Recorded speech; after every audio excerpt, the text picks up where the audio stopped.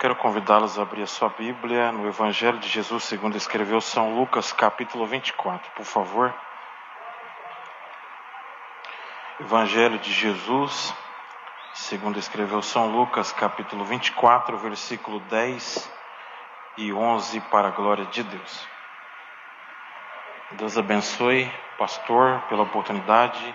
Jovem Gabriele, que Deus abençoe. Glória a Deus. Quem encontrou, diga glória a Deus.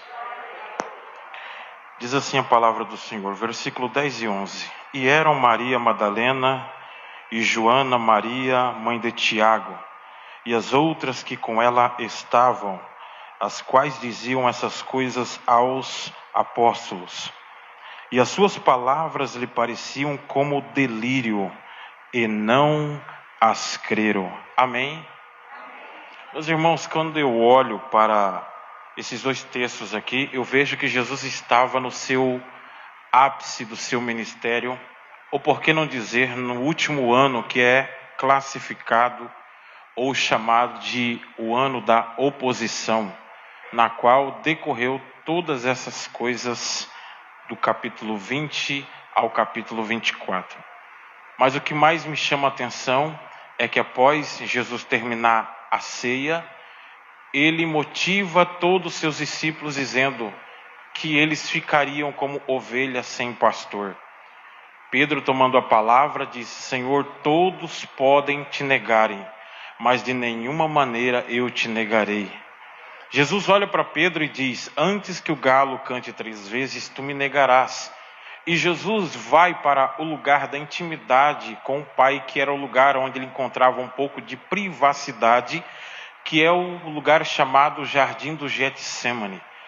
E lá no Jardim do Getsemane, ele abre a sua alma para os seus discípulos, para Pedro, Tiago e João. Ele diz: ficai-vos aqui e velai comigo um pouco. E ele explica o porquê. Ele diz: a minha alma está angustiada até a morte. Até aí tudo bem, só que se você ler o texto, você vai perceber que após ele abrir a sua alma, ele se afasta mais um pouco dos seus discípulos. Por quê? Porque a missão não era só física. Se fosse só física, eles entenderiam e possivelmente poderiam os ajudar. Só que a missão não era só física, era espiritual. Estava além da margem humana. Então quando ele se afasta porque se faz necessário. E a oração se torna particular entre ele e o Pai. E as palavras são da seguinte forma: se possível, passa de mim este cálice. Você percebe que você não vê o céu tremendo, a terra, terremoto, vento, fogo. Nada acontece quando Jesus solicita socorro ao Pai. Porque o pedido é para que Deus tire a provação, tire o Gólgota, tire a crucificação. E Deus não responde. E quando ele se levanta, ele volta para seus discípulos e o encontra eles dormindo. Mas se você voltar um pouquinho antes, você vai perceber que enquanto ele está orando, a Bíblia diz que vem um anjo do céu e o confortava. Não, você não entendeu. Deus não livrou Jesus da prova. Deus não tirou seu filho da prova. Deus não tirou a prova do seu filho, pelo contrário, ele fez o seu filho vencedor na prova.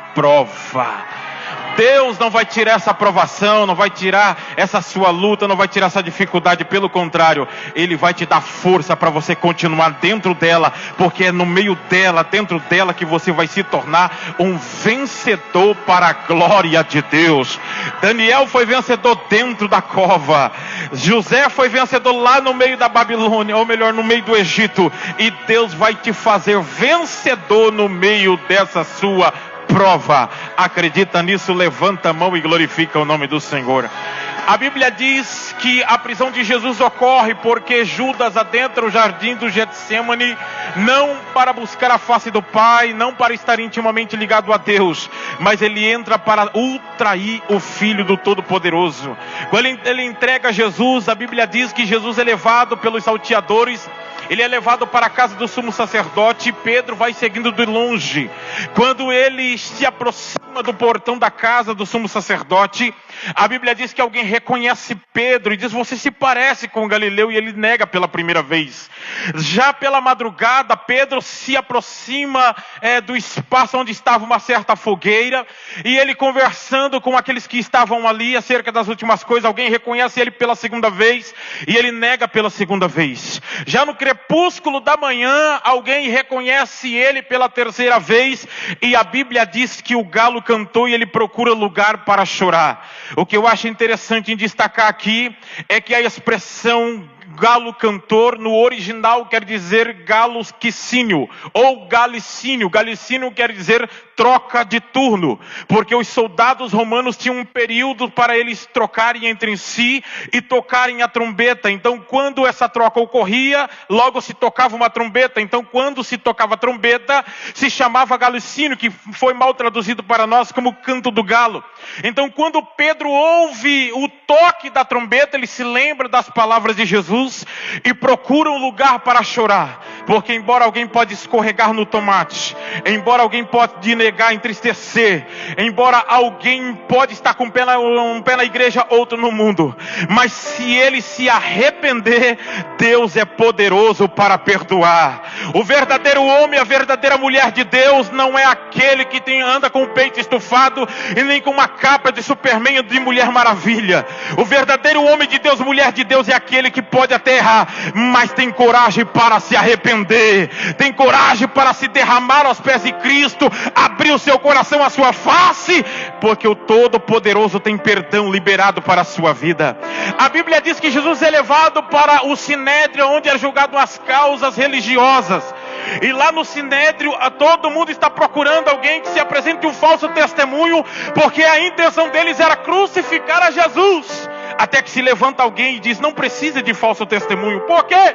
Porque eu estava do lado do templo quando eu vi este homem apontando o dedo para o templo, dizendo: eu derrubo esse templo e levanto ele em 3 dias. A Bíblia diz que o sumo sacerdote rasga a sua roupa e declara Jesus culpado. Por quê? Porque havia uma determinação, conforme Esdras capítulo 6, que o grande imperador da época, ou a grande autoridade da época, deixou um seguinte decreto: toda pessoa que se desrespeitasse o templo, proferisse palavra contra o templo, blasfemasse contra o templo, essa pessoa deveria ser julgado.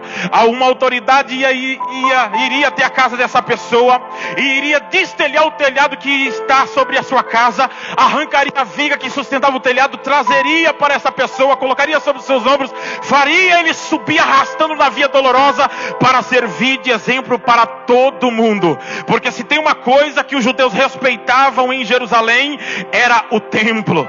Você deve se lembrar que quando os hebreus foram levados cativos para a Babilônia, eles ficaram tão tristes, tão amargurados, que perderam o desejo de adorar, e por isso penduraram a sua arca no salgueiro.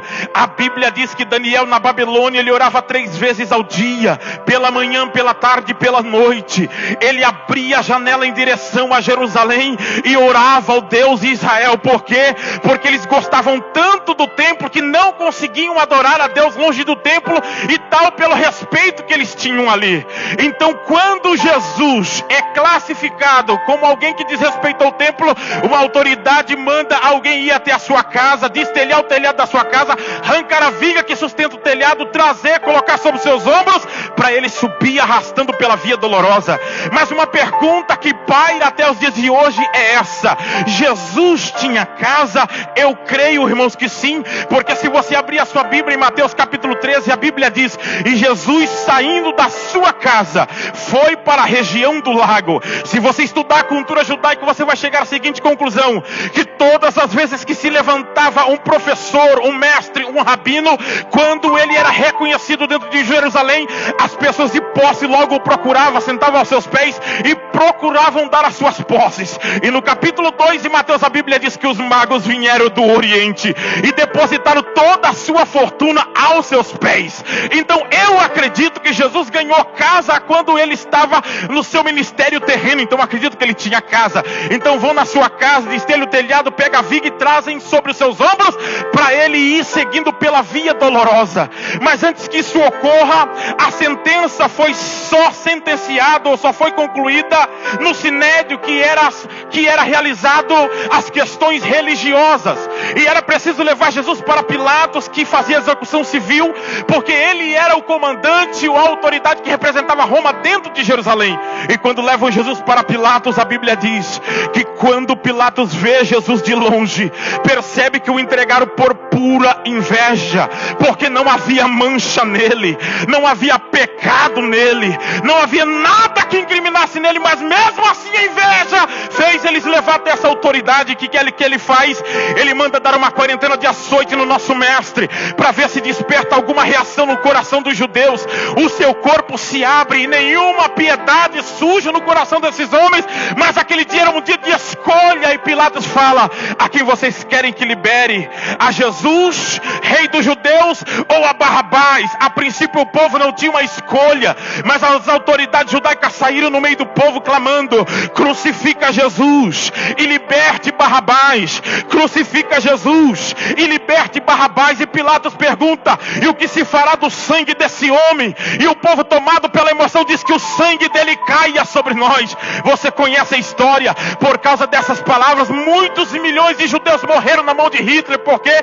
Porque a palavra tem poder. Eu faço aqui uma breve observação para te dizer nesta tarde: mude o poder das suas palavras, mude a concepção das suas palavras. Tem pessoas que só vivem com palavras de baixo escalão na tua boca, vivem só falando da vida de A, da vida de B, só vivem falando que o filho é um aborrecente, que o filho é trabalhoso, que o esposo é um bebê. Nesta tarde, mude as palavras, comece a profetizar: ele é uma bênção, ela é uma bênção, ele é uma bênção, eu sou vencedor, ela é uma vencedora, e as coisas vão mudar porque a palavra tem poder.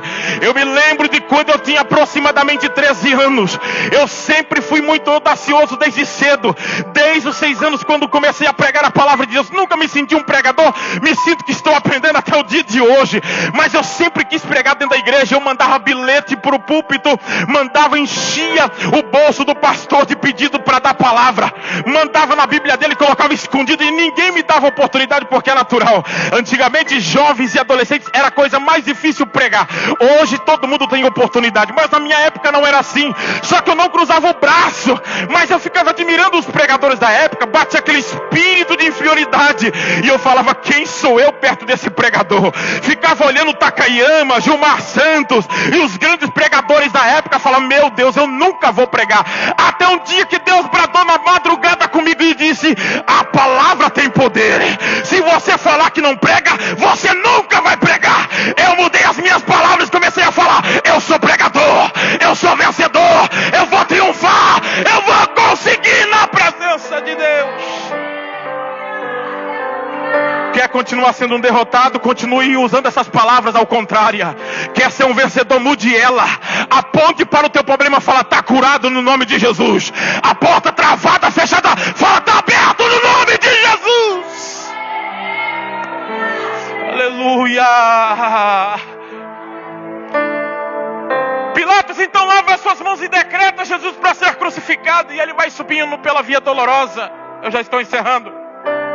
E ele vai arrastando aquela viga sobre os seus ombros. No meio do caminho ele cai. Não caiu por causa dos nossos pecados. Eu admiro os nossos hinos, mas desaprovo aqueles que não condiz com a Bíblia Sagrada. Porque Isaías capítulo 8 versículo 20 diz: a lei e ao testemunho, se eles não falarem conforme esta palavra, nunca haverá uma alva. E desde criança eu ouço um hino que diz que ele caiu por causa do peso da cruz, ou o peso da madeira. Na verdade, ele não cai por causa do peso dos pecados. Ele cai nem por causa da madeira, ele caiu por causa do ferimento sobre o seu corpo, que se abriram e ele perdeu sangue. Todo mundo sabe que quando alguém perde sangue, perde potássio, perde ferro, e ele fica frágil e desaba ao chão.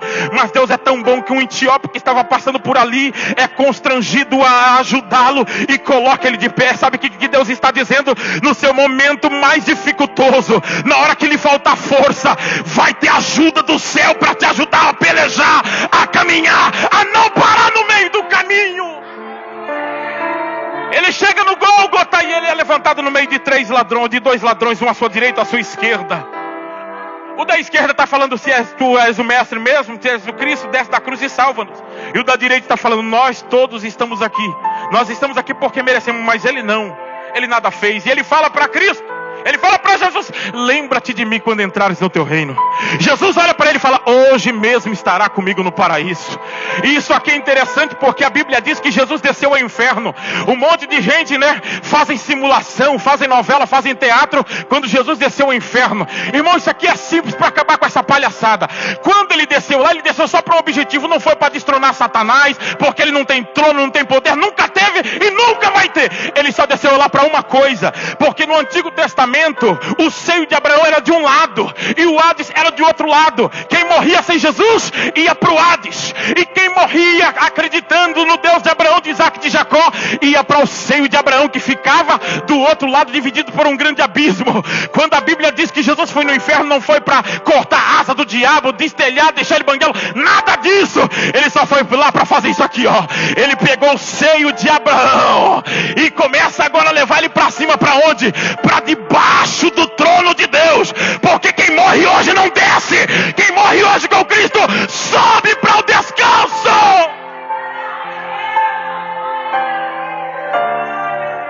Ele vem a óbito, é sepultado. E chegamos ao capítulo 24 para encerrar. No domingo, as mulheres estão levando perfume. Primeira prisão, segunda crucificação e terceira ressurreição. As mulheres, Maria, estão levando perfume para ele. Ele está morto, mas as mulheres estão levando perfume. Eu vou falar de novo. O homem estava morto, mas as Marias estavam levando perfume. Porque hoje em dia é assim: se alguém cair, se alguém pecar, se a igreja fechar, o que mais tem é urubu para levar carniça de um lado para o outro. Mas eu louvo a Deus que nessa igreja tem Maria. Está com perfume, está com perfume. Carniça que não vai sentir o perfume do Espírito Santo.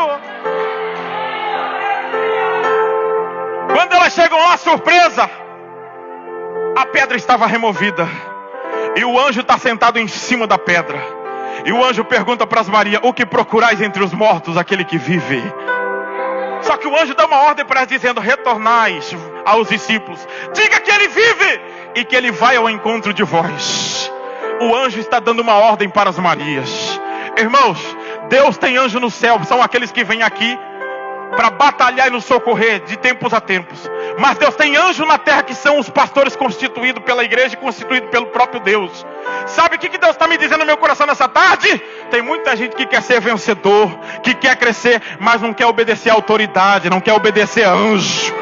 A primeira coisa que o anjo falou para as mulheres foi para voltar e anunciar para os discípulos. Elas obedeceram o anjo. Quer ter vitória? Obedeça ao anjo. Quer prosperar? Obedeça ao anjo. Quer subir para a glória? Obedeça ao anjo. Elas voltam correndo. E quando elas chegam correndo, falam: fomos lá e ele não estava, ele ressuscitou. Aqui eu encerro. A Bíblia diz que todo mundo olha para as mulheres, acham que elas estão delirando. Por quê? Porque a palavra da mulher nesse tempo não valia muita coisa. Deveria trazer um homem à sua presença e fazer julgamento, tirar prova. E é isso que Pedro e João faz. Pensam que elas estão malucas, mas vão tirar prova. Corre lá no sepulcro. Quando chega lá, a Bíblia diz que João é mais ousado. Entra dentro do túmulo, percebe que só ficou os lençóis dobrados, volta correndo e diz: elas não estão malucas, elas não estão doidas, elas estão falando a verdade. Ele ressuscitou. Levanta a mão direita, porque eu encerro agora. Segure a sua mão levantada, dando glória, dando aleluia. Segure essa mão levantada. Eu não vim aqui à toa nesta manhã. Eu vim te dizer nesta noite que não vai te faltar esboço para você pregar. Não vai te faltar mensagem para você pregar. A mensagem do Evangelho é simples. Ele ressuscitou. Ele vive. Não precisa de método, não precisa de estratégia. A mensagem está aí, a estratégia está aí. Ele vive, ele vive, ele vive. Ele está vivo na tua casa, está vivo na tua família, está vivo no teu ministério. Ele vive. Curve a sua cabeça, eu oro e devolvo o microfone para quem é de direita. Ele está vivo na sua casa. Ele está vivo aí. Ele não vai deixar você morrer. Quem acredita aqui em revelação, levanta a sua mão. Pois o Espírito do Senhor me revela nessa tarde que é uma pessoa com câncer no nosso meio. Só que Deus, através do teu Espírito Santo, está entrando na célula do corpo dessa pessoa e está dando vida para essa célula morta, e está dizendo: vai viver, porque o teu Deus vive. Vive, vive. Não, eu vou profetizar até você receber.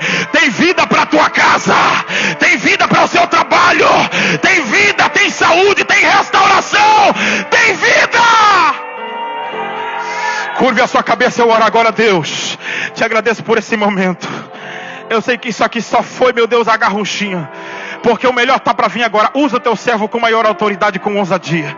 Seja com a tua igreja no nome de Jesus. Amém e amém.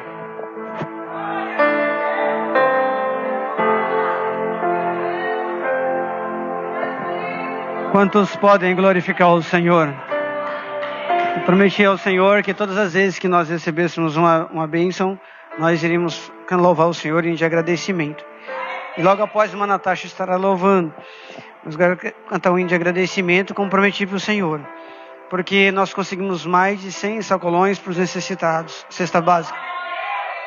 Conseguimos também, para a glória de Jesus, conseguimos também as 3 barracas que cobriu todo o pátio, estacionamento. Se caso chover à noite na obra, nós teremos um lugar de cobertura bem grande. São barracas de 10 metros cada uma. Conseguimos também, para a glória do Senhor, todo o som necessário para tocar lá fora, né, com a mesa, tudo. Conseguimos também, para a glória de Jesus, a alimentação para alimentar mais de 300 pessoas no domingo. Amém? Então vamos agradecer ao Senhor. Me tomaste em tus braços y has-me dado salvación. De tu amor es desamado mi corazón. No sabré agradecerte lo que has hecho.